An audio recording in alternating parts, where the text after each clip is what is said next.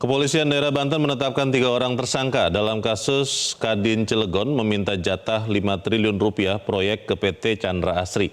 Ketiga tersangka adalah Ismatullah, Wakil Ketua Kadin Bidang Industri, Rufaji Jahuri, Ketua HNSI, dan Muhammad Salim, Ketua Kadin.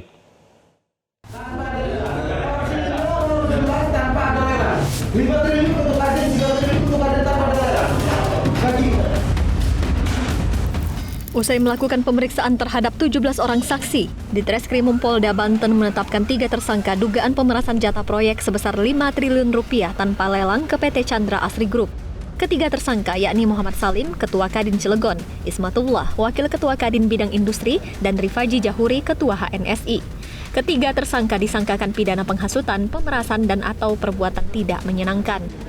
Polisi juga menyita barang bukti 1 video, 1 bundel screenshot ajakan Ketua Kadin kepada para saksi untuk ke lokasi dan beberapa bukti berkas notulen pertemuan. Polisi masih terus melakukan pengembangan dan tidak menutup kemungkinan ada tersangka lain.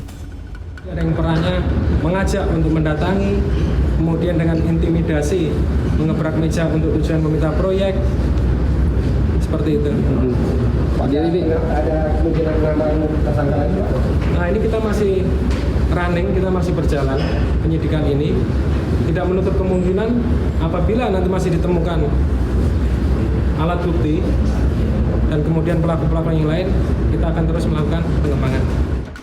Dirkrimum Polda Banten Kombes Pol Dian Setiawan menambahkan, Ketua Kadin Cilegon Muhammad Salim berperan menggerakkan dan mengajak orang untuk melakukan dugaan pemerasan terhadap PT China Chengda Engineering.